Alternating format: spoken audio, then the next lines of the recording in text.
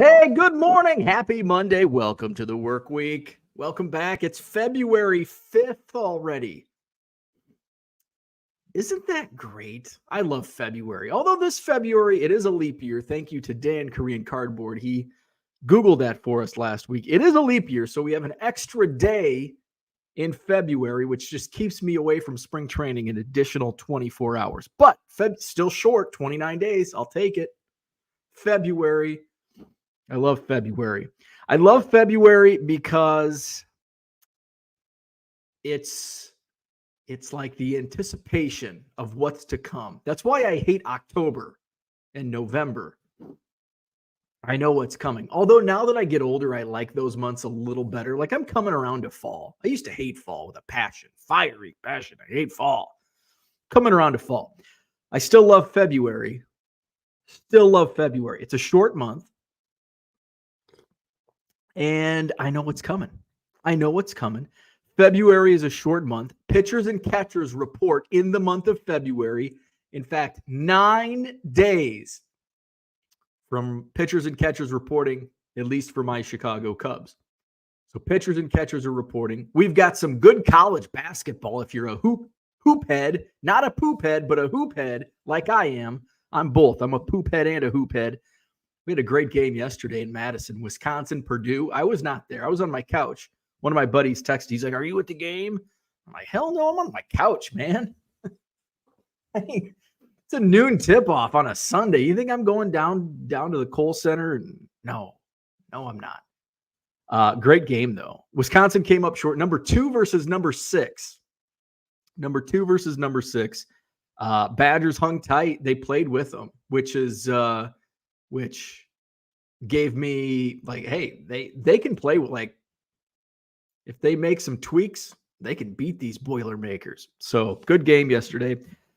Spring training right around the corner.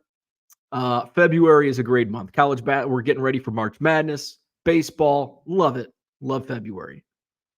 The days are getting longer. Can already notice. I can already notice the days getting longer. It's usually this week is when I start noticing the days are getting longer. I'm driving to the post office at 4:30. It's not dark. The sun's still out at 4:30. Hey. So what's going on? Happy Monday. We're going to talk about the state of the hobby today. And this was actually kind of the idea was formed through multiple things I have seen or read over the last week. I was watching the replay of Jeremy Lee's podcast, Sports Guard Live, which I love his interview style. In fact, I kind of take his, like, he reads the comments. Like when I started my show and reading comments, I tried to, form it around the way his style of reading comments kind of on the go. So Mike Summer, our buddy Mike Summer from Wax Pack Hero. Mike Summer was on Saturday night's Sports Card Live with Jeremy Lee and just kind of talked a little bit about, when he came in, a few years before. And I think they kind of touched on, the hobby popularity. There was a Facebook post. Some of you that do card shows may know Terrence. He goes all over the country and does card shows. And he always has some good talking points on his Facebook feed. And one a few days ago was something did COVID cause the hobby to blow up the way it is now? And there were some insightful comments. There were some really good ones. And then there were some where you knew, this person's only been in the hobby since 2021. Nothing wrong with that until you start espousing, knowledge that that's kind of a bad take. So today, this is a state of the hobby. This is one man, me, my opinion. But it's you're not going to get doom and gloom. you're not going to get rainbows and unicorns. It's kind of a little bit of both. In my realism viewpoint of the state of the hobby, because there is doom and gloom, but there's also rainbows and unicorns. So you get a little bit of both in my state of the hobby address. There was one other. I think who was it? Somebody posted. It might have been Midwest Box Breaks, that they said they would not recommend, or now is not the window is closed. I think it was the window has closed on going into selling cards full time. I both agree and disagree. I agree and disagree with that take. The window is always open for you to start your own business if you know what you're doing. If you know what you're doing. So the window is always open, but you have to be smart about it. And I've said this for over a year, that even a year ago, if I was in the same position at my job 1 year ago, I would not have quit my job to sell cards full time doing what I do. And that stands today. But I built my business up during the boom and built it up to where it was sustainable. Today, I don't think I could do that. So, but now with Fujitsu, I didn't have a Fujitsu scanner when I started. I didn't have the Card Dealer Pro when I started. So those could be game changers. But all in all, I just don't think I would. Timing is everything. Timing is everything. So we're going to talk a little state of the hobby, my peon opinion about where we're at, where we're going, and how is the hobby. In the description I used, I kind of compared it to comparing the hobby on a brief glimpse in time, like say the last 2 months, is kind of like judging climate change on a 2-week period of good or bad weather. So there we go. That's what we're going to talk about today. As we do, it'll probably be in another half an hour. What else was going on yesterday? So I watched basketball. I walked Biscuit. We didn't see any puppies on our walk yesterday, which is always disappointing. I love seeing neighbor puppies. I don't really care for the neighbors, but I like their dogs. Unfortunately, we saw no puppies on our walk yesterday, but that's okay. Biscuit doesn't really care for puppies anyway. She's like, she does her own thing. They'll sniff, and then she goes and she just wants to sniff.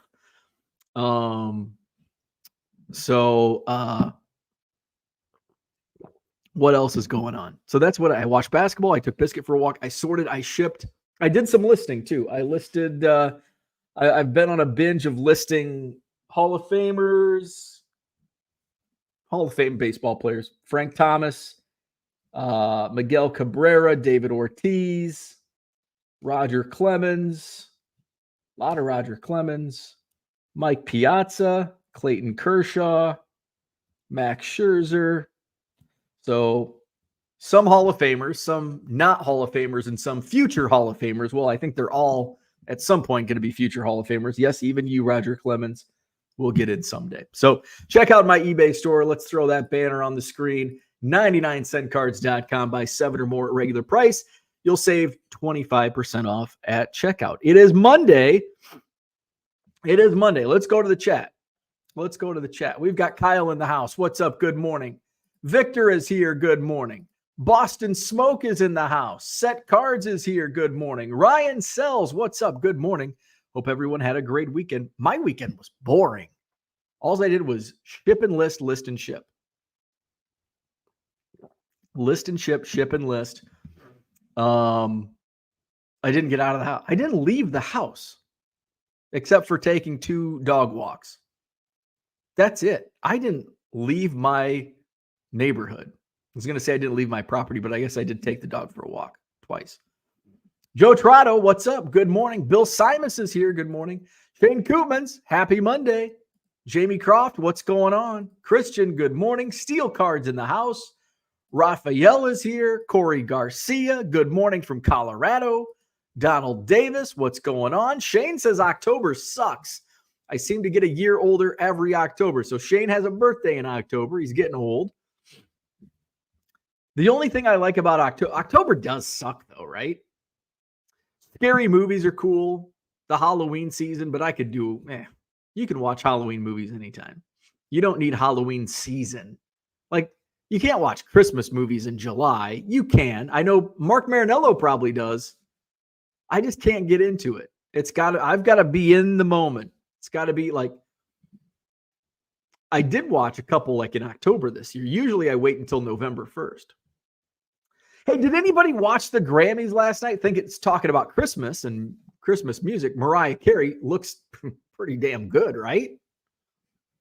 My wife's like, oh my God, she looks younger than what she did 20 years ago. I'm like, yeah, she does. Mariah Carey was on. It was good. Like the Grammys, I didn't think my wife wanted to watch it. And I was like, because I like music. And I even like the music of today. Even though I'm getting older and get off my lawn, I do like today's music, which keeps me young. Because, my wife's like, I'm not really interested because I don't know any of the people anymore. I'm like, you know what that means? That just means we're getting old. Because my parents said the same thing. Yeah, I've never heard of these. And it's funny, you go back, and so the R&B, and I guess I do know SZA, S-Z-A, SZA. Not SZA Me Daddy, for those AEW fans out there, but SZA, the rapper, she does have a song. I can't remember what the song is, but if it played, I'm like, oh yeah, SZA. She won a Best R&B single, I believe, Grammy. And like the names that were popping up, it's like, I've never heard of any of these. And so my thought process, and I love Googling things while I'm watching TV. It's interactive. And so I start going through the list of best R&B single Grammy winners. And I start like in the 80s, because like the 70s, I'm probably not going to. I'm no John Keating when it comes to the 70s. I didn't live it. So I started at the 80s, and I'm like, oh shit, Billie Jean, Michael Jackson, Grammy in 1984 for R&B. And then there were some other ones, and I'm like, oh shit, there's some big name. Whitney Houston, Boys to Men. I'm like, oh shit, there's some good R&B Grammy winners. And so the reason I did this practice was I wanted to go back and show my wife, like, see, look at 2000, like nobody knows R&B. And I was wrong. I'm like, shit, there's a lot of good R&B singles. Maybe this is an outlier, but maybe they're all like up and coming artists. And like in 20 years, we'll be like, oh yeah, I remember SZA. But we did know SZA. So what else about the Grammys? Performances were good. Taylor Swift was there. We haven't had enough Taylor Swift lately. Oh, Taylor Swift, one of her speeches. She gets up there and what a genius, man. This is why Taylor Swift is Taylor Swift. She wins a Grammy and then goes and promotes her upcoming album, breaks the news, winning a Grammy, that her her next studio album is coming out April 19th. Fucking genius, man. That's why the camera's on Taylor Swift more than it is on the football game. Just a freaking genius. There wasn't anything like, I always like watching award shows because they get really political. Hollywood gets really political, but there wasn't really anything political. I think Annie Lennox performed, they were doing the montage on the deaths of 2023, and take my music trivia card away, because Annie Lennox and then Wendy and Lisa are I don't know who they would be, but I'm like, is that the Eurythmics? And so my wife Googled it. She's like, no, that was Dave Stewart, and not the pitcher. Like, oh yeah, Dave Stewart, great Oakland A, Dave Stewart, Annie Lennox, the Eurythmics. So take my music trivia card away. Dave Arnold chiming in from BPC. Dave Arnold, hey, he had music trivia, Club 400 music trivia, Muscatine, down in Muscatine, Iowa this past weekend. But at the end, Annie Lennox she was doing Sinead O'Connor because we lost Sinead O'Connor last year. And she was singing Nothing Compares to You. Great song. And at the end, she said something about like something going on. I think it was ceasefire or something. So, which I kind of like. It's like Annie Lennox, and she's like channeling Sinead O'Connor. Like she's gonna say something. But it was really like just kind of it blended in. Like you really didn't. It wasn't as wild as Sinead O'Connor ripping a photo of the Pope on Saturday Night Live or Arsenio Hall, whatever show that was. Jonathan's in the house. He says, "Good morning. Bring on the catchers and pitchers. More and more. My friend Rich down in Mesa is at spring or lives there, but he goes to the complex every day and shoots pitch. And every day there's more and more Cubs reporting to spring training. I love it. And I'll be there in 5 weeks now. Dan's in the house. What's up, Dan? Mikey is back. What's going on? It's been a while. He says, good morning. I have 38 packages to drop off today at the post office. How are sales going for you? Well, I've got a stack of mail that's already ready to go to the post office. I had a big sales day yesterday, and I still have, I know it's over 200 packages. Let's see. Come on, eBay. The eBay app sucks, man. 238 packages still to get packaged up and sent out, plus the 100 or so that are on my floor. So it was a good weekend. It was a little slower on Friday.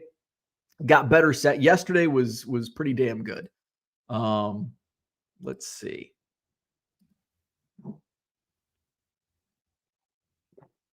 Yesterday was not as good as I thought. So it was like an okay weekend. It wasn't a crazy weekend. It was just okay. My sales are actually down 20% in the last 30 days from like basically December, which is not good. We got to get that up. I'm listing more, but people aren't really buying what I'm listing. So guess what I need to do? I need to pivot, list something that people will buy.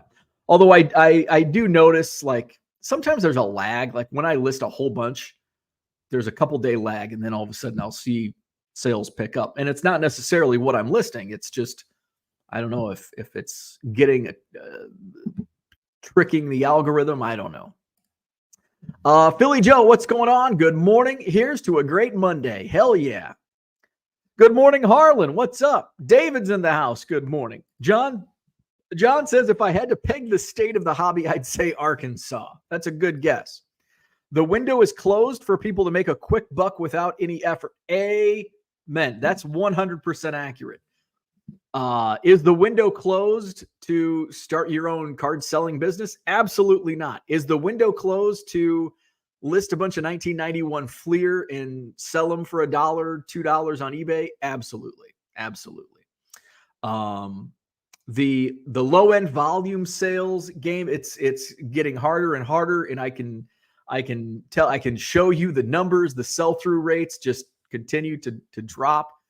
At the peak now, it's kind of it's difficult because during the peak I was still at 3,000, 4,000 listings, so I was able to cherry pick the best cards, and I wasn't just grabbing a pile of Roger Clemens junk wax back in that era, or my sell-through rate would have been lower than what it was. 2.3%, which is absolutely insane. Now it's like 0.17%. 0.17%.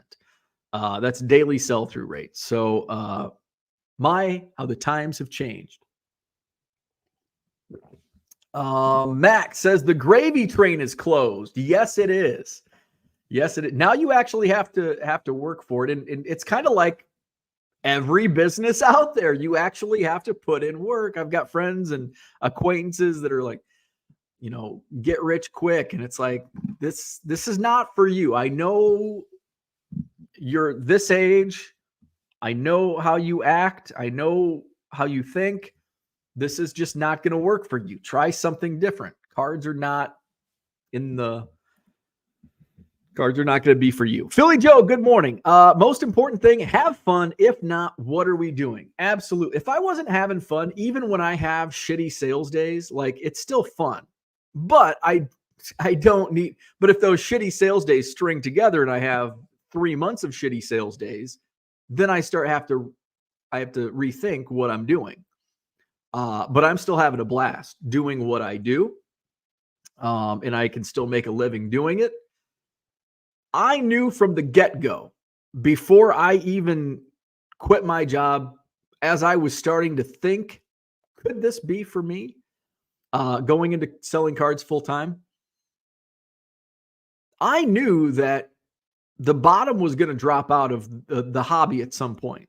And there are so many threats to your business, especially when you rely on multiple third parties to conduct your business. What I mean by that is the U.S. Postal Service. I mean, we see big sellers stopping sending ESE because of how bad it's been lately. Fortunately, knock on wood, I haven't had as big of issues as other sellers have had lately. But I very well could at any point in time. That's the threat we have when we're dealing with a third party. eBay. That's the platform I use. What happens? Anything could happen. I mean, multiple factors could go in with eBay. I mean, eBay's not shutting down, but there could be certain transaction fees may go up. Listings. Okay, we're not going to do 50,000 free listings on these categories anymore. Well, that could certainly affect my business. So there's many outside factors out of my control that could essentially shut down my business. So that's always have to be prepared. I'm also of the mindset where if I have to get creative, unique, and basically build my business over, I'm not going to do it.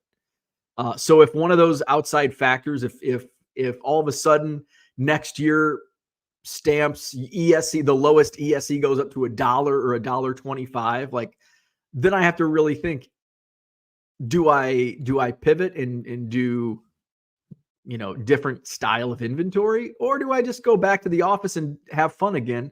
And this is just a side hustle, and I'm a weekend warrior, and I could have fun doing that. I mean, I have to find a job that I like. I'm not going back to a job I don't like. But I'd have to find a job that I would like. And then it's like, and then that side hustle money is just like, I can just put that back in cards, where I can't do that now. It's all business. I can buy some cards. Pre-war cards on Twitter had his vintage sale, his pre-war sale. I bought an E91 Cub card for like $40. So every once in a while I can make those, but I can't, like, back in the day when I started doing card shows right after COVID, I'd make $200, $300, $400 selling quarter cards out of my bargain boxes, and then go across the room and buy a couple T206s. That was fun, man. That was fun. John says, state of the hobby is currently on a parallel track with the state of mayonnaise. Have we figured out? We got to get Shane to a different store. I think Bo went heavy on the Rouge this morning. Baton Rouge. Good morning, Dan. What's up? Hope you have an awesome week. Philly Joe likes mayonnaise. But goddamn, if I had Bo's hair, I'd be strutting around the Walmart like a peacock. Oh, man. Max says, not directed at Bo whatsoever, but I think YouTube has done as much to hurt cards as it has to help them. When content switches to negativity, then it detracts, like it has in the last 6 months. I don't disagree with that. I don't completely agree with that either. I think YouTube has just as much of a fault with that as all social. I think just replace, I would agree with that if you just replace YouTube with social media. Facebook, Twitter, Instagram, whatever else is out there. So I think yes, to a point. I don't think it's just narrowed down to YouTube. I think it's all of the above when it comes to social media. Peter, what's up? Good morning.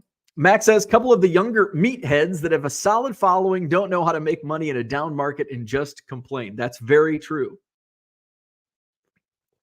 And you can tell the meatheads that you can tell the difference between a meathead that's been in the hobby for 30 years and a meathead that's been in the hobby since 2021.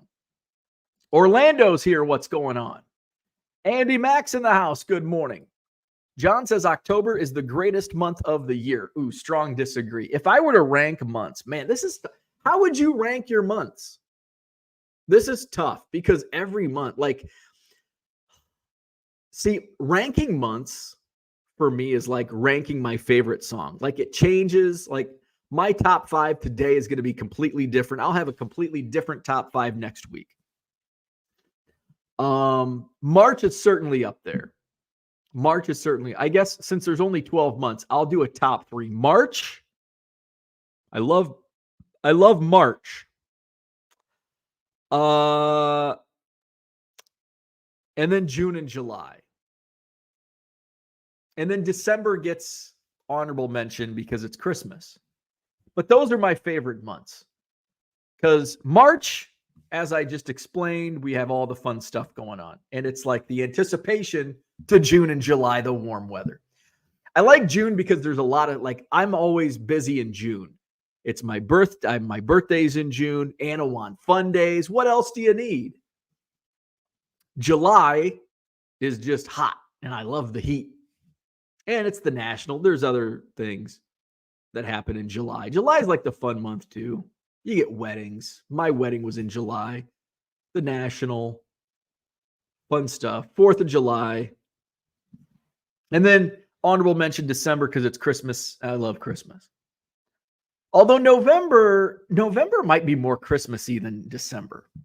Because November, it's the anticipation. It's the anticipation. Tiger 727, what's going on? Good morning, Brian. What's up? John says the weather, football, candy on the last day. You people are depressing. The weather sucks in October. Football, yeah. Candy, I could do without the candy. None of those appeal to me. The weather appeals to me in July, but not October. Football, I can do without football. And I certainly can do without candy. Brian says, never watched the Grammys a day in my life. Wow. I'm not a big award show guy, but I do like the Grammys because I love music. So I've always enjoyed the Grammys.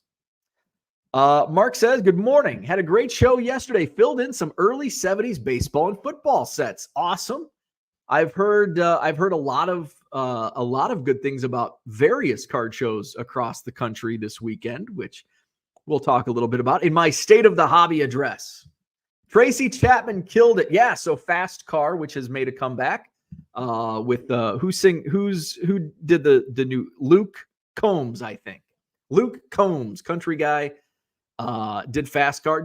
His version is good. I like it. Tracy Chapman, of course, the original, and they collaborated last night on the Grammys. Tracy Chapman joined Luke Combs on the Grammy stage for Fast Car. Everybody loved it, it seems. I did not see a bad negative comment about that collaboration on the Twitter last night. Jonathan says, I've been reselling cards for almost 2 years. Listing cards on my phone, just bought a laptop and want to get a thermal printer. Any recommendations? So you can ask 10 people a recommendation on a thermal label printer, and you will get 10 different answers. And every one of those 10 people will say, this is the best thermal label printer you can buy. And they might be correct. I will just tell you what I use. And again, I've used it solely, and it's a wonderful machine. It's the Brother QL 1100. My only recommendation for a thermal label printer is make sure they're 4x6 labels.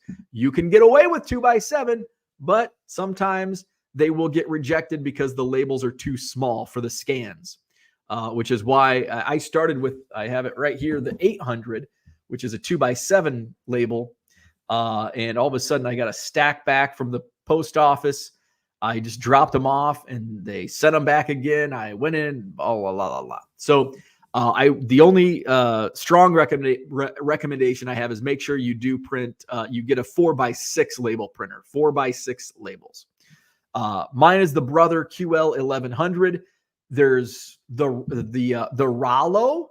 The Rollo label printer is a good one, I guess. I've never used it, but many people swear by it. There's many others that people use.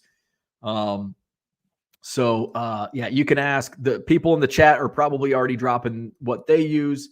And, I can't speak to any others, but I can speak to what I use, and it's been great. Max says, only good thing about October is it's a little cooler and playoff baseball. I only like playoff baseball if the Cubs are in it, and it's been a while. But I say that, like, see, this is what Cubs fans, this is what a little bit of success does to you. It's been a while since we've been in the playoffs. I mean, shit. My entire childhood, I was too young in 84. 89, I was just like, 89 was like when I started understanding baseball. So, and then it was all downhill from there. But I guess we had some, I guess if I was of the older generation as a Cubs fan, like that would really suck. Cause like you had 1945 and 1984. It's like, Jesus.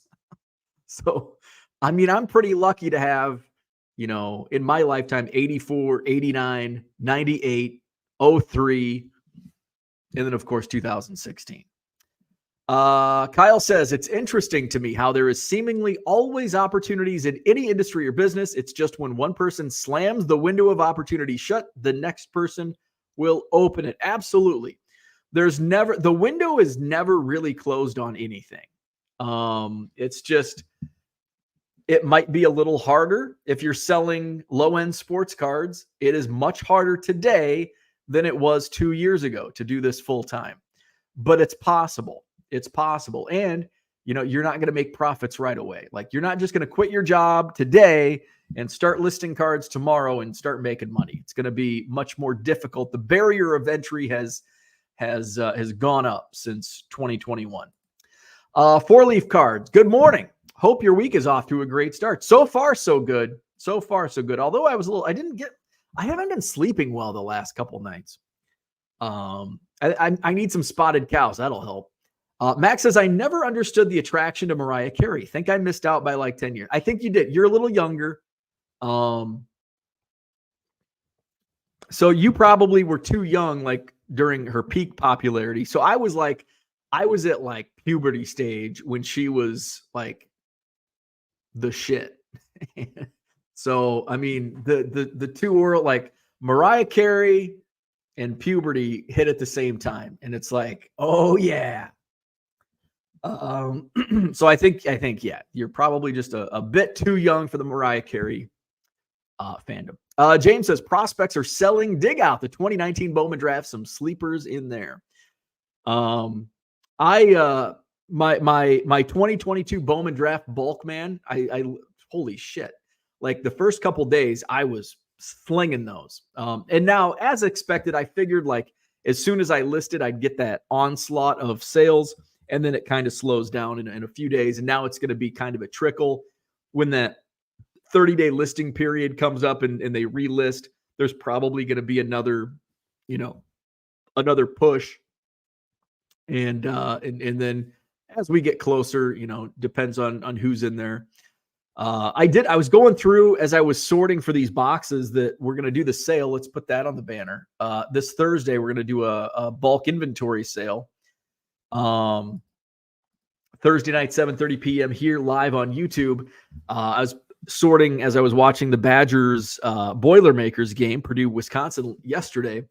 I came across like Bowman Chrome, I think draft, like Yordani. Yeah, it was 2022 Bowman draft Chrome. And there was like 25 Yordani De Los Santos and like stacks of Zach Veen and Jason Churio. And I'm like, shit.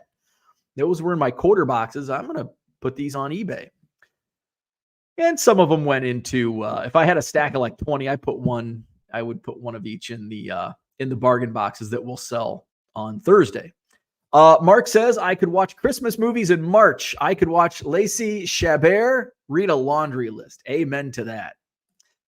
Max says, there are, Kyle, just have to stick with it. Can't do it overnight, though, like most did during COVID. Absolutely. And also the good thing about that, the window, closing a bit is it helps those of us that stick to it. So if you are doing low-end sales, a lot of people have already made the pivot and either shut down their stores or gone completely away. And that just provides less competition for those singles sellers. So it does help. Orlando says, congrats on the YouTube Hall of Fame to Eric. Mark Marinello says, I've been the old guy in the room since 2000. 4-leaf cards. Oh, 4-leaf card. Congratulations. I did not know your name was Eric. John says, to reasons I don't Grammy. I know none of the music. My fault. Yep. It's because you're old. And I'm at the point in life where it's not a matinee, then I can't watch. Those are good reasons. Those are good reasons. Because it is like, if you don't follow current music, like it's no fun, right? If it's music that you don't know, I still kind of like, I love Jelly Roll. I listen to Taylor, when it comes on, like I'll jam out. I'll sing to Taylor Swift on the radio. I still listen to the current music. But I went to bed before 9 o'clock. I actually stayed until 9:20. Like I watched it until 9:20. And then a name that John would know, Joni Mitchell, came on and they're like, coming up next, a performance by Joni Mitchell. And it's like, oh, that's my cue to go to bed because I don't want to listen to Joni Mitchell. So it's like, Biscuit, all right, let's go to bed. Because she's itching to go to bed. That's her number one thing. She's not motivated by food. She's motivated by cheese and bed. That's it. Cheese. And so I guess cheese is food, but she's motivated by cheese and going to bed. So Joni Mitchell was my cue to it's bedtime. Brian says, really close to pulling the trigger on a 1968 Milton Bradley, Jerry Kuzman, Nolan Ryan. Only problem is it would completely wipe out my card fund. Oh, start selling, man. Start selling some more cards. Nothing compares to, written by Prince. That's right. Yes, that is right. Prince wrote a lot of popular songs. Unicorn Cupcake says, Dave Stewart always scared me as a child. Which one? Eurythmics Dave Stewart or Oakland A's Dave Stewart? Zach and Porter in the house. Hi. Greg Lopez, good Monday morning to you. John says, how Foten do you change your thermal printer rolls, Bo? Oh, I think he meant often. How often do you change your thermal printer rolls? Oh, shit. Every day, every 2 days. Yeah. If I don't, sometimes I have to change a roll in a day. But usually it's every 2 days that I have to change. I wish I could get a giant thermal label printer where it had 1,000 rolls or 10,000 rolls. But I do, I was ordered. So I was, Amazon Prime, you can subscribe and save. And so you'll get $5 off if you subscribe. Well, there was a time that I was subscribed to 5 different thermal label printers because they kept going out of stock. So I just and they're like, if you subscribe to this, you'll save $5. Well, I didn't delete other ones. So when they came back in stock, they would ship. And all of a sudden I had 6 cases of thermal labels. And I'm like, okay. So I had to go into Amazon and figure out how to cancel all my subscriptions. And so I haven't ordered thermal labels in 6 months because I had thousands upon thousands of them. But now I'm down to my last box. And so I'm going to have to put a new subscribe and save order in. Shane says, didn't even know the Grammys were on last night. I always know this because it's the Sunday between the NFC, the championship football. It's the Sunday without football. That's how I know the Grammys. It's the Sunday between football. So it's the week before Super Bowl Sunday. Shane doesn't listen to music much at all. Don't really care about any of the award shows, really. I don't either, but it is kind of fun because you kind of gamify it like, well, who do you want to win? And my wife's like, Taylor. And I'm like, yeah, I think I do too. But then it's like, I kind of want, sometimes I want this person to win because I know they're going to have like a really fucked up speech. So it's kind of like, I want the drama. I did laugh. I'm not a Billie Eilish fan, but I did laugh. She won a Grammy for one of her songs. And I think it was Song of the Year that she won a Grammy. And she like had no, like, I don't think she was prepared to win a Grammy because she had no speech like at all. Like she didn't even know who to thank. And so she gets up there and she said something like, what the hell did she said something about like, I'm scared out of my balls or something, or something about her balls. It's like, you don't have balls. Or do you? Jamie, what's up? He says, is it possible to source lots on eBay? Oh, fuck yeah, man. Hell yeah. I know a few people that do that. Absolutely. In fact, I sourced some wrestling lots, the WWF magazine lot that I bought, magazine card lot that I bought. I've already like tripled my money. I mean, you got to know what to buy. You got to know you got to know price points. Like I knew, like some people, especially if you're not into wrestling, you don't know that there's a big market for those. So you got to know what you're buying. You got to know the price point. You have to have that knowledge. But if you have that knowledge, eBay is, especially if they're at auction, fuck, man, you could probably, and I bet there are people that source solely from eBay to resell full time. Guarantee it. eBay auctions. Why do I hate eBay auctions? Because I can buy stuff at eBay auction and then like put it in my store as a buy it now and sell it and make profit. That's why I like eBay auctions. So yes, 100%. eBay is a great source for inventory. Big Scott, what's going on? Good morning. Mikey says the theory of listing more and having more listings definitely leads to more sales. I have noticed my number of sales a day has increased. Absolutely. 100%. And the higher quality listing you have, the better your sell-through will be. You know, you could list 1,000 cards today of 1985 tops, and it's probably not going to move the needle. You might see some trickle effect. You might sell I don't know who's in 1985, Ron Hassey. You might sell a Ron Hassey or some, I don't know if he's alive or dead. Isn't it sad that it's 1985 tops and it's like, I don't know if he's alive or dead. It's like, they should all be alive.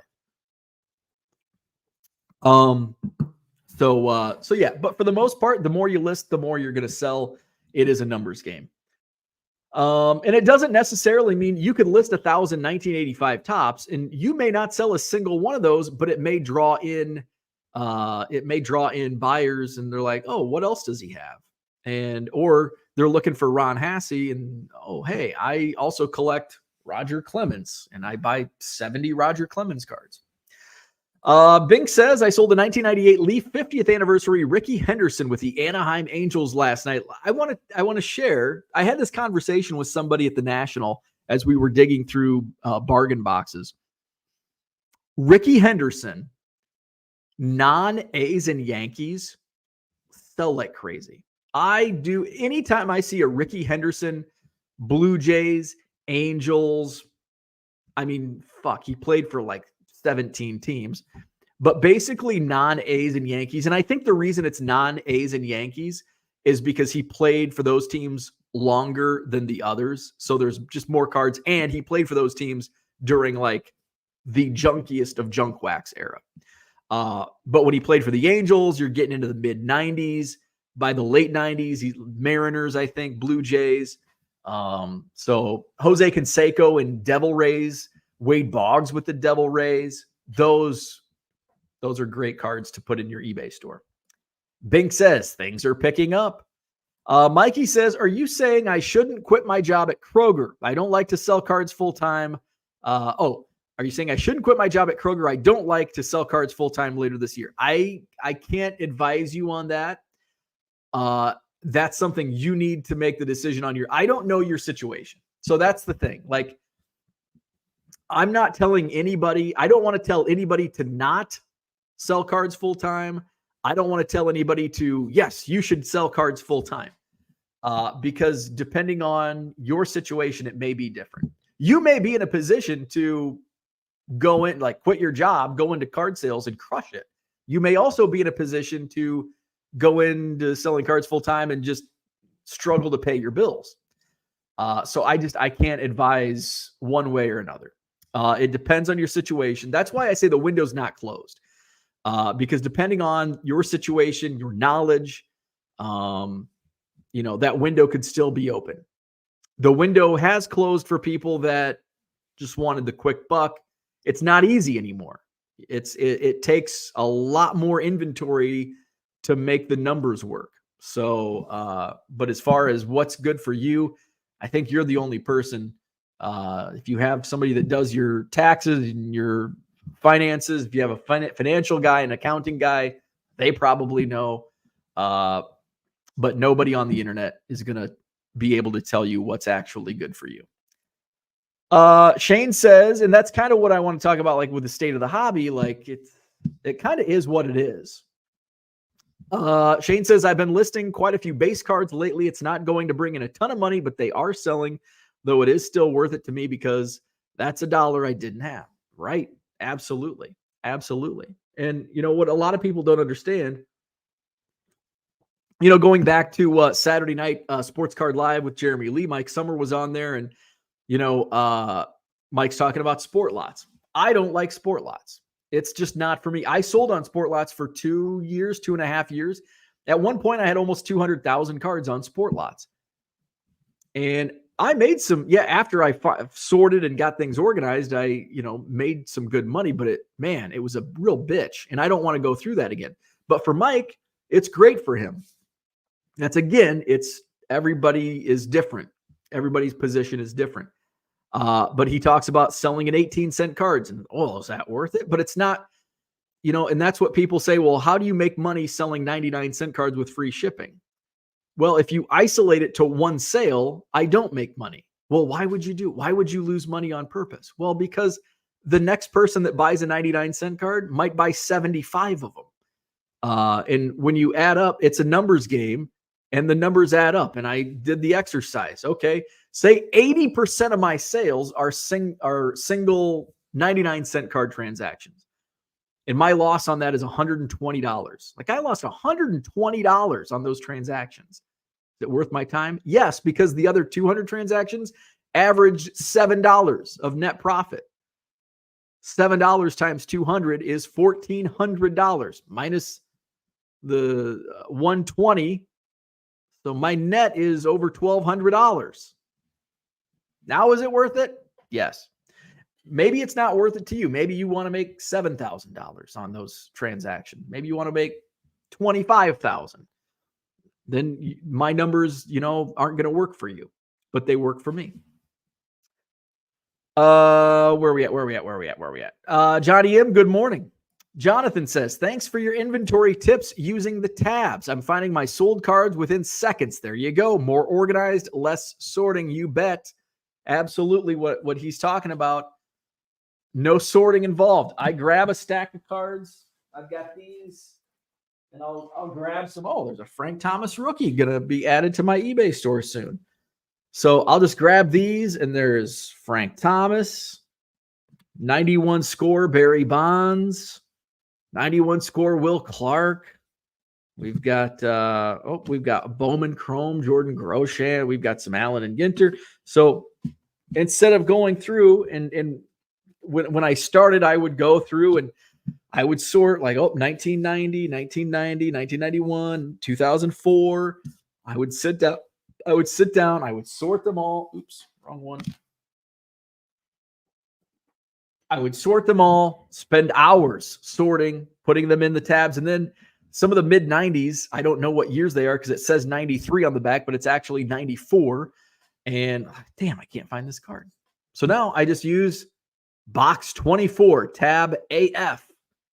And when tab AF or tab A, B, C, when they dwindle down, I just push the forward, fill up a row, and then after tab AF comes AG. After AG, H, I, J, K, L, M, N, O, P. So that's my tab. That's my inventory management system, and it works very well for me. Johnny says, what you call shitty sales days, other call great sales days. It all depends on your perspective. Absolutely. Absolutely. And usually I compare to like my average, and that's why I don't like giving numbers. Like, I don't want to say, I had a shitty sales day. I only sold 104 cards yesterday, because 104 cards in a day is probably a lot for most people. But for me is below average. And, giving your sales dollar amount. Well, I wish I could make that much money, but they might not be doing it full time. So everybody's situation is different. Their bills might be more or less. You never know. Max says the 40-year-old gambler crowd is starting to thin out. Got a little taste of making money in crypto cards, but now losing and getting bored. They need their easy tendencies elsewhere. I wonder what they are doing now. And what, sports betting, maybe? DraftKings, that sort of stuff. Max says, of course it does, Johnny. That's what an opinion is. Bo is at the forefront of the low-end card selling on eBay. People come here for his opinion. Not many people on his level. John says, the first-to-market type inventory may be the most vulnerable as the market shrinks. Risky prop. I am big on the first-to-market. It's not my bread and butter.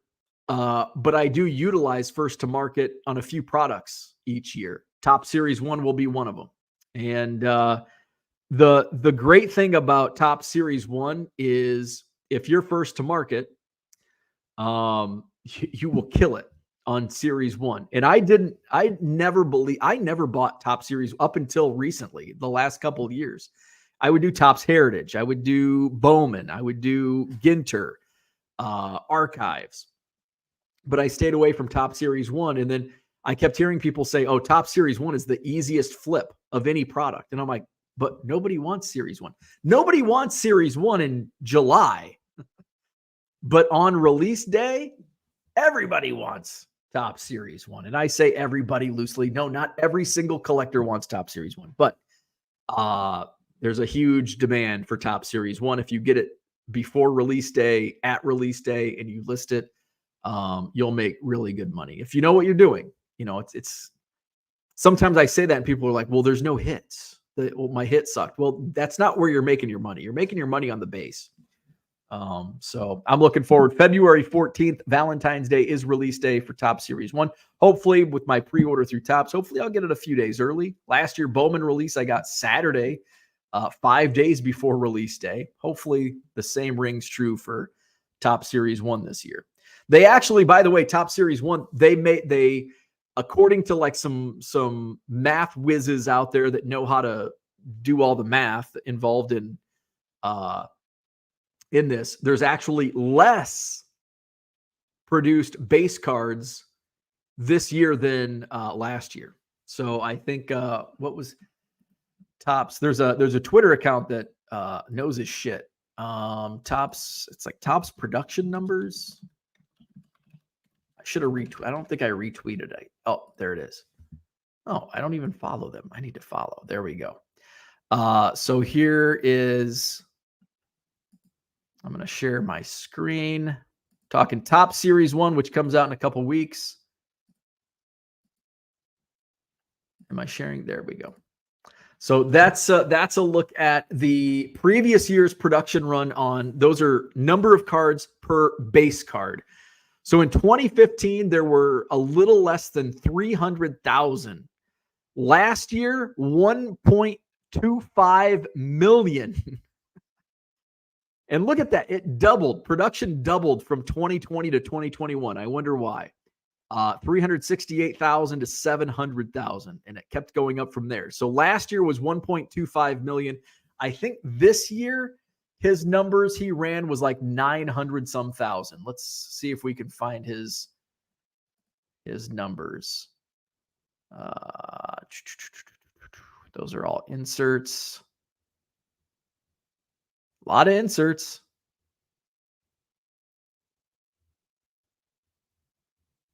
Oh,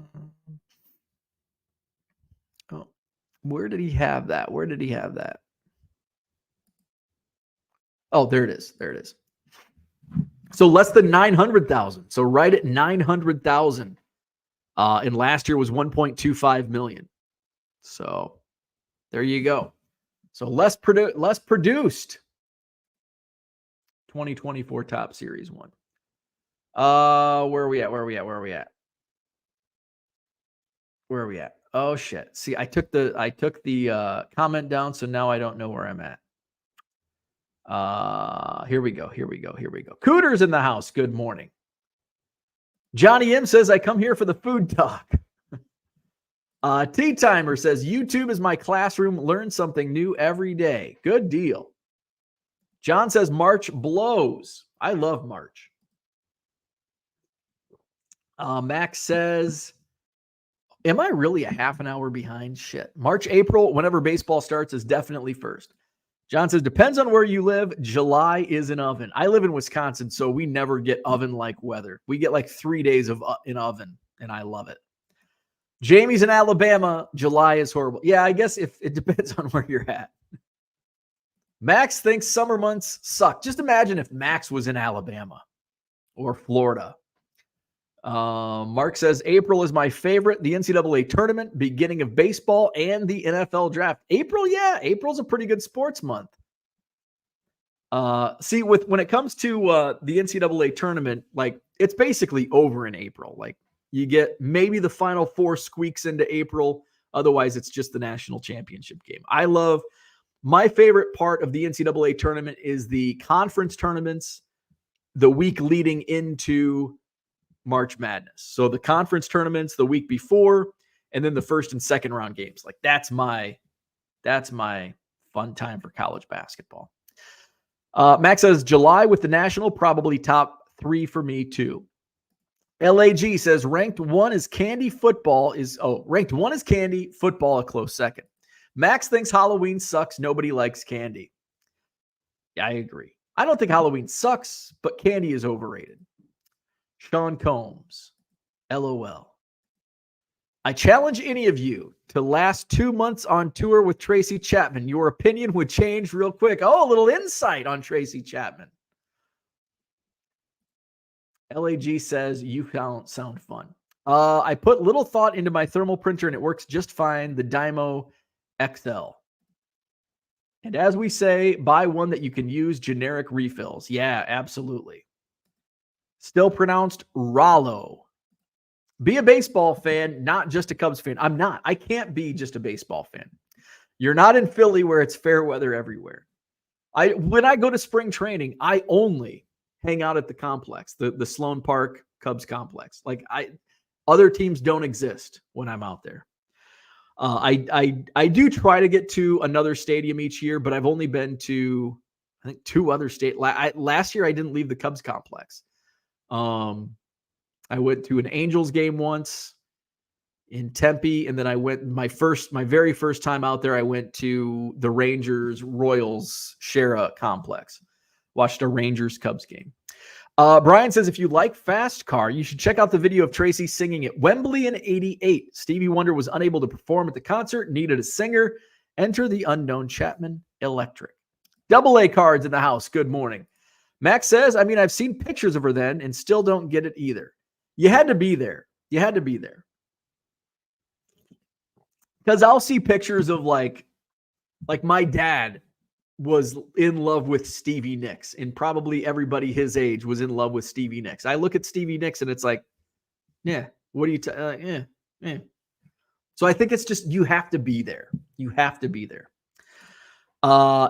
says you have to squint. Jamie says about how my cards are in those bulk boxes you are selling. I don't know what that means. Max says sticking around has allowed me to buy out plenty of people. Absolutely. It's a buyer's market now. Can you make $200K a year profit in this business? Of course. Absolutely. I mean, is it easy? Fuck no. Can you do it? Yes. Let's see. Max says to LAG, you can make that in any business you can scale. So yes, I agree. 100% with Max. You can make 200K in anything you do. Is it easy? No, it's not going to be, no matter what you do, 200K a year profit is not going to be easy unless you play scratchers. Low rollers, unless you're a low roller. Well, low roller, you can't be a low roller scratcher. You got to be a high roller scratcher. Let's see. Shane says, absolutely depends on how hard you want to work and how much you want to actually invest into your business. 100%. If you want to work 9 to 5 and take weekends off, no, you're not going to make 200K. If you're willing to work 12, 14 hours a day, working weekends, absolutely. Flawed Thinker, good morning. Neil's in the house, good morning. He was sick all last week. Well, hopefully you are better. Brian's here. If we are talking music, Queen is the best band ever, and Freddie is the GOAT. I disagree. I think Queen, I'm not going to say they're overrated. I think they're okay. I think I liked them more when I was younger than I do now. LAG says, as a one-person business, I don't want employees. Yeah.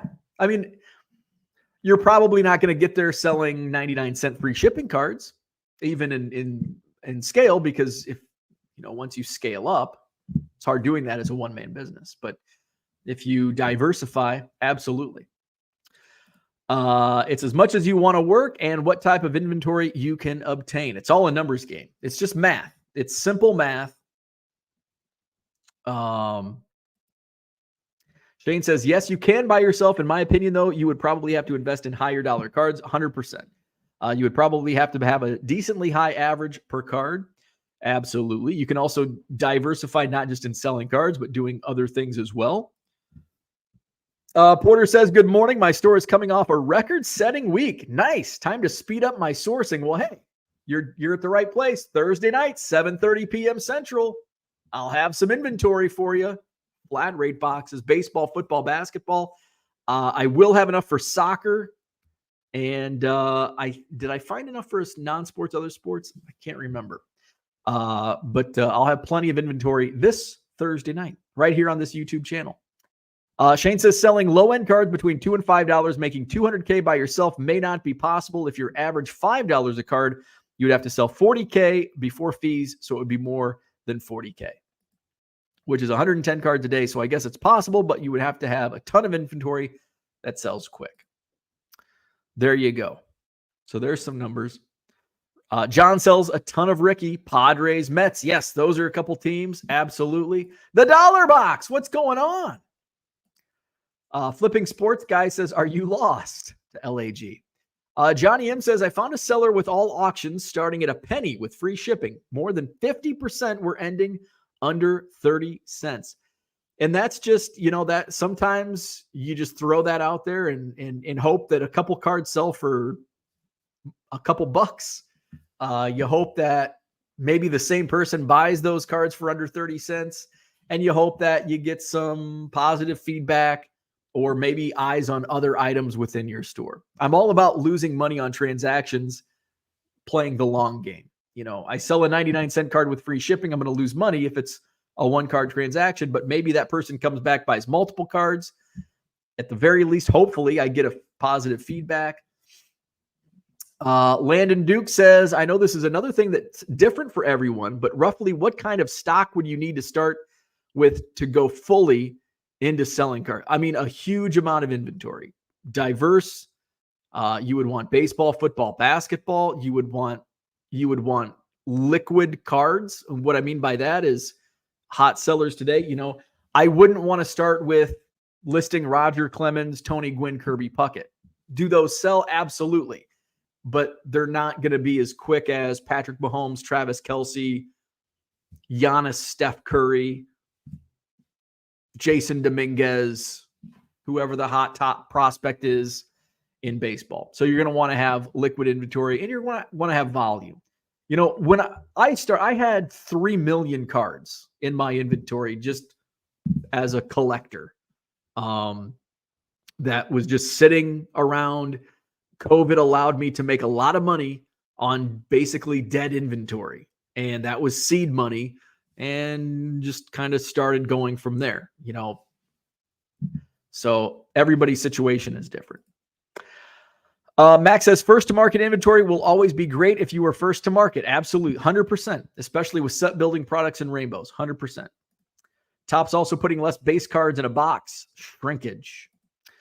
With only 900,000 per base card, that means the junk wax era 2.0 is finally over. There you go. I like that enthusiasm. Most kids' classroom is YouTube too because they don't learn at school anymore. Porter says, what Twitter account was on your screen share? I had great first to market stadium club sales. Topps. Let's see. Here we go. It's good. I can't believe I wasn't following it. I see it every once in a while. So this is what it was. Topps Production BB. Topps BB. A deep dive into Topps baseball production across all release types. And it is legit. Like I have seen his previous numbers, and they ended up being, maybe not 100% accurate, but he says 95%. That's pretty damn good. Max says, I've spent about 2 weeks total in both of those shitholes. Would return for a sporting event and leave, but that's it. Max says Ian Happ needs to have on his podcast show. Ian Happ. Max says, I don't know if I could stay at Sloan the whole time. I mean, I get it. You like the Cubs, but the same thing every day gets boring. I love it, man. Because it's not the same thing. It's baseball. Different things happen. I'm talking to people. Like so when I go there, I'm not just sitting by myself watching baseball for 10 hours a day. Like I go out there. Somebody asked me, I think on Twitter this morning, like, can you do a rundown of spring training? And again, like, most people probably don't want to do what I do, which is stay at one complex and watch Cubs baseball for 10 hours a day. And every complex is different. But, I go out there first thing in the morning, 8:30, 9 o'clock in the morning with my coffee. And I'm watching warm-ups, and usually people start streaming in. I've met a lot of different people, and many that have become friends. And so like we're talking and watching baseball, and we'll have a conversation. Then we'll go watch baseball. Then we'll have a conversation. Somebody else comes in. So I'm talking to a lot of people as well. And then if it's a home game day, I'll leave the minor league complex at say noon. I'll walk over to the tailgate area, and I tailgate at Club 400 for an hour. And then we go into the game, watching the game, and I'm with my friends the whole time. And then after the game, we go out, we post tailgate, and we go over to the Sloan Park tailgate area, hang out with people there. And then I go to the hotel, eat, and sleep. Repeat. Do it all again. So, I mean, I'm doing a lot of socializing and talking and hanging out with people, but I'm also watching a lot of baseball. Shane says, I will say it for you. Queen is overrated. If I never heard a Queen song again, I wouldn't care. I'm probably with, like, because I've heard We Will Rock You and Bohemian Rhapsody and We Are the Champions. I've heard it thousands of times. I'm not going to say they're overrated, but I wouldn't. If I never heard another Queen song, I wouldn't care. I'll agree with you on that. Brian thinks Queen is amazing. Freddie is a legend. Live Aid performance unmatched for a live show. My buddy Mark, we met up for beers a couple weeks ago, and him and his wife were going to watch the Queen. I don't think it was Live Aid. Maybe it was Live Aid, but whatever it was, they played it at the theater. So they were going to the theater, and they're like, we have an extra ticket. I'm like, no, I would rather sit by myself at the bar watching the Packers game in a Packers bar.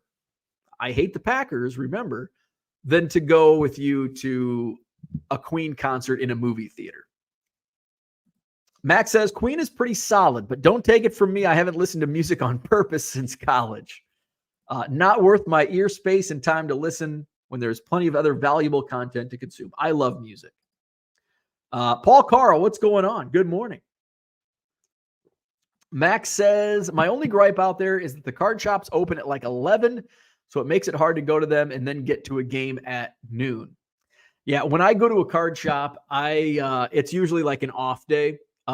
Usually Mondays is an off day at spring training. So I'll go out to the minor league complex, the backfields in the morning, and then whenever they wrap up, or I'll leave at like noon, 1:00, go eat lunch and go to the card shop. So that's kind of how I handle card shops.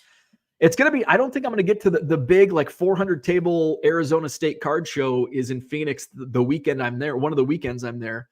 And, but the Cubs have home games like the entire 3 days. Like the Friday is the prospect game against the White Sox at Sloan Park. Saturday, Sunday is home games at Sloan. So initially the game on Friday was a game at the White Sox complex. And I'm like, oh, I'll go. Perfect. First day of the show, I'll go Friday. And then they announced the prospect showcase. And I'm like, well, shit, I'm not missing that. So maybe I'll squeeze in some time to get to the card show, but probably not. Because I'm out there like card show, I can go to a card show anywhere. Spring training, I'm there for a limited amount of time, and I want to pack as much baseball as I can into that 8 days. Let's see. Max says, Brian hasn't been to an Eras Tour concert yet. Max says, I was born a Cubs fan, but also love the sport to where I have almost on every team and will watch the game that looks good, even watch Little League, high school, and college. See, I can't watch college baseball. Really can't watch high school baseball.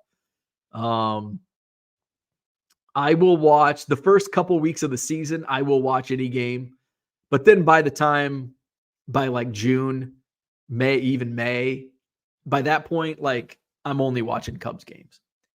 Every once in a while, I'll put a game on just as background. But Shane says to Max, absolutely agree. I don't even listen to music in the car. I never understood how people can just sit at home and listen to music. I've learned, with the Shakti mat, like I'm not a bit like I can't just sit and listen to music. I have friends that can listen to like put on headphones and just sit and listen to music. And I never understood that, but I'm now better understanding how you can do that. So now that I lay on the Shakti mat, up until like a few days ago, I would just lay there and just my eyes closed. It was kind of like meditation. And then I'm like, I'm going to throw some music on. And I learned that I can last longer. I have more stamina on the Shakti mat. And it's actually not stamina because of the needles in your back. It's stamina from, this is fucking boring. I need to get up. So I put music on and I can listen to music, and it's very, it's meditating. Is that a word? I don't know. So now I can understand why people, because it's like meditation. If you put headphones on, listen to music, just close your eyes, listen to music, and it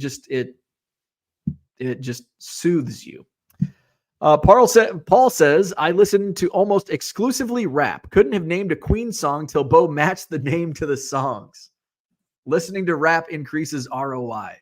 Max says, I have YouTube on in the background. Daily, I will go through my log and realize I don't remember listening to half of it anyways. Also, most of the music people I don't want to support anyways. I don't care who they like. If they have good music, like Marilyn Manson, I loved Marilyn Manson music in high school. I mean, I still like Beautiful People, great song. He's a fucking weirdo, man. But I like his music. I don't care. Like, I bought his CD. I had to hide it because I didn't want my parents. And my parents were like super like chill. But that was like the one thing that I had to hide from my parents was my Marilyn Manson Antichrist Superstar CD. But the music was good. Max says, that's weird to me that you can't watch any other baseball than the Cubs. I'm just is what it is. I can't explain it. I can watch other baseball, but I'm just not into it. Like, just doesn't do it for me. Mike, what's going on? Do you ever attend Mallards games? I do. I get to like one a year. I get to like one Mallards game a year. Unicorn Cupcake. I was reading Savage Beast. Unicorn Cupcake says music soothes even the savage beast. There you go.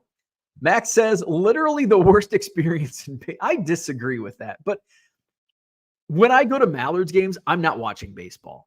I'm drinking beer and hanging out with friends. So I go to baseball games to hang out, drink beer, and it's a social event. Like, I don't go to watch baseball. If I want to watch a baseball game, I'll sit on my couch and watch a baseball game on TV. Like, I'm not going somewhere to watch baseball. Flawed Thinker says, every once in a while, I will bring out my expensive headphones and listen to the Metallica S&M 2 album, a live album with the San Francisco Orchestra. Metal and classical together is awesome. I agree. I'm a big fan of Paul Anka's Rock Swings, and I think he did Enter Sandman on that album. But I agree. Yeah, rock music and like with either an orchestra or just in a swing is really, really good. Johnny M says, have to listen to music at the gym. Otherwise, it's boring. I agree with that. Like, can you work out to a pod? Like, you couldn't work out to a podcast. Like, could you be lifting weights and like have some guy talking about 99-cent baseball cards selling on eBay? Like, how fucking boring would that be? Like, you've got to have music on at the gym. Max says, Manson and AC/DC was what my warm-up music was before I pitched. There you go. Shane says, I get listening to music is soothing to some people, but I would rather spend time learning something or earning money. Mike says, Mallards are a great experience compared to most of the rest of the Northwoods. Max says, it's a circus. I go to baseball games to watch baseball. I disagree that it's a garbage brand of baseball because, like, I mean, Pete Alonso played for the Mallards. Max Scherzer played in the Northwoods League. So there's good baseball. It's not Major League Baseball by any means, but sometimes some of the players, Nico Horner played here for the Madison Mallards. I am anti-Savannah Bananas. Like, and I get it. It's like the Harlem Globetrotters of baseball. You're not going to a Savannah Bananas game to watch baseball. You're going to watch the circus. And that is a circus, Savannah Bananas. Like, I'm just not like, I have no interest. Now they're touring and let's go to the Savannah Bananas game. It's hard to get tickets. Like, fuck that. I'll go to Barnum and Bailey. Let's see. John says, I've listened to hundreds of Dr. Jim's episodes while at the gym. Really? That's interesting. Max says, more fun to see sporting events live instead of sitting at home watching games on TV. I agree with that, but I'm not there watching the game. I'm there just hanging out. Max says, the circus outside the field, the actual game is fine. Okay, that I agree. Like, you walk in, like, that's my one peeve with the Madison Mallards. You walk in and there are fucking 75 people handing you flyers. It's annoying as shit. Like, right at the gate, like, here. Like, no, I don't want any of your fucking shit. Leave me alone. Unless it's a bobblehead. Give me a bobblehead. I don't want anything else. I agree with that 100%. Just getting into the stadium, like getting through the waves of people handing you flyers. Like, no, I don't want a fucking hot tub. Unicorn Cupcake says, only time I go to the gym is for my daughter's Christmas concerts. But Landon says they have a player on stilts. How can you say that's a circus? Max says, amen to Unicorn Cupcake. Stuke says, town ball in Minnesota, very fun to watch. Minor League Baseball needs that ad revenue to survive. That is true. Like, if it wasn't for the 75 people handing you flyers to buy a hot tub, they're not gonna make it on their own on ticket sales. I get it. I just don't like it.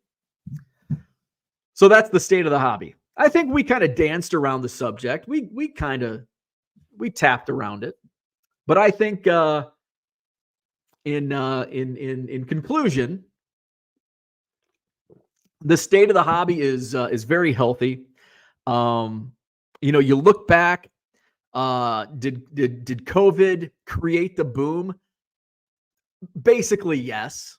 The hobby was growing before COVID hit, but COVID certainly accelerated that increase. You take a look now, the hobby I believe the hobby is healthy right now. And I believe the hobby is healthier today than what it was in 2020, 2021, in early 2022. And you're like, well, everything's down. Prices are down. That's a good thing. Prices were blown up to stupid prices. We had bad actors entering. A lot of the bad actors are getting gone because it's not an easy buck anymore. So we're getting a lot of the bad actors out. Our prices, some of the prices, is it harder to make a buck? Yes, but that's a good thing. It should be difficult to make a living running your own business. It shouldn't be as easy as throwing some cards on eBay and collecting all the money. Like, it should be a little strategy and work involved to building and owning your own business. So I think the hobby is in a good spot. It's healthy. It's healthier. It's in a better spot than where we entered in 2020. You take a look at some of the prices. Don't read into Eric Whiteback. Oh, the last time this Michael Jordan rookie sold in 2021 for $1.2 million, and today it sold for $250,000. Well, what did it sell for in 2019? And it's a lot closer to whatever the current sale was than. Those are outliers. Any sale between 2021 and late 2020 and early 2022, throw those out the window, because those sales mean nothing. Because Bull and Kobe White were selling for crazy amounts of money. So we're in a better spot, in my opinion. The hobby is healthy. The hobby is also what you make. And when I say the hobby, I mean the industry. Because the hobby is what you make your hobby. The hobby should always be healthy in your mind. And if it's not healthy in your own mind, then get a new hobby or take a break. And it's okay. And I kind of get on my soapbox about hobby burnout. How can you get burned out on a hobby? You can, but the thing is, you step away. And once you realize, like, okay, I'm spending too much time in my basement looking at cards, it's time to take a break. Like, maybe it's a day, maybe it's a week, maybe it's a month. But take a break and you can come back. The hobby is what you make it. It's a hobby. It's a hobby. What I'm talking about when I say the state of the hobby, I'm talking about the state of the hobby as an industry. Okay. So I don't want to get those two intertwined, because the hobby is what's behind me on the wall, is my Cubs cards, because I don't give a shit what those sell for. I don't care what those now. Do I want them to go up? Yes. Do I want their values to go down? Not those cards. I want other cards to go down in value so I can buy them cheap. But then also, I do this full time. It's like, what's better? I want a healthy space. I want balance. So let's go back to the chat real quick and we'll wrap it up for the day. Flawed Thinker says, I'll go to a baseball game any day, but I have a hard time going to an NFL game, especially if I'm sitting in the opposite end zone. Yeah, NFL games in person, just don't do it. I have never been. So I've been to 2 NFL games. I've never sat in seats. I've only been in a suite. I've only went to an NFL game in a suite. So do you think I'm going to go to an NFL game and sit in the cold, 117 rows up? No. Unless it's a suite, I ain't going to an NFL game. Max says, I worked for the organization and know the owner GM personally. Can't stand it. Well, I think, is that the Steve guy, Steve Schmidt? I'm not bashful about my opinions there. They almost lost the team up here the first year because they didn't listen. Max says, sounds like they give you a booklet of flyers by the end of the game. They do. Max says, I don't think anybody is going to argue to that point. A healthy market does decline. That's what some meatheads don't understand. Paul says, low-end lots make money no matter what the market is. So do low-end singles. You just have to sell more. John says, Bo, you're double talking.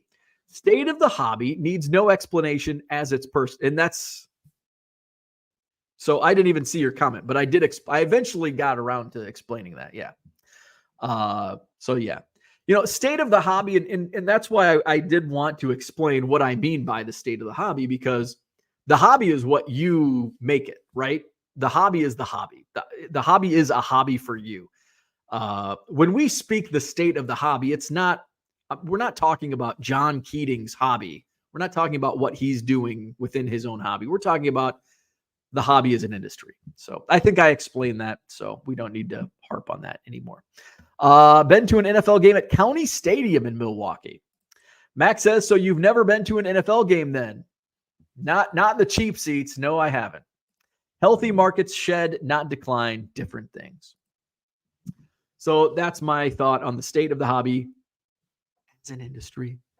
I think we're in a good position. Even though we see decline, or as John says, shed, we're shedding. We're shedding. The prices are shedding, not declining. Don't ever ask what John Keating's doing. Years of therapy will ensue. So hit the like button if you haven't already. Subscribe to the channel. Hit up my eBay store. Make me some money. This Thursday night, bargain boxes for sale, bulk inventory. It's going to be like a reseller special. Like it's basically for resellers, but unless you like cards if you like good cards for nickels and dimes, it's going to be a good sale. So I'm still putting boxes together. I've got a lot of shipping to do, as I said at the beginning of the show. I've got a lot of shipping to do, and then probably focus Wednesday and certainly Thursday before Thursday night, 7:30 p.m. Central. We'll do baseball, football, basketball. I think I'm going to do 2 basketball, and I've got those made up. We're going to do 3 or 4 football, maybe 5 baseball, probably 1 soccer. There's going to be a lot of color. They're probably like dollar cards. I don't know. I'm probably just going to put dollar cards, my soccer dollar box in there as well, just because I just want to get rid of them. So soccer is going to be a good one. And then I'm going to try to put together a non-sport / other sports box together as well. Thursday night, 7:30 p.m. Central, right here on this YouTube channel. So hit the like, hit the subscribe. See you Tuesday morning. I'll try to be on time. I've been like having shitty sleep the last couple nights. So that's why I was sleeping in a little bit this morning. So hopefully I'll be on time, 7 a.m. Central tomorrow morning. Have a great Monday. We'll see you tomorrow.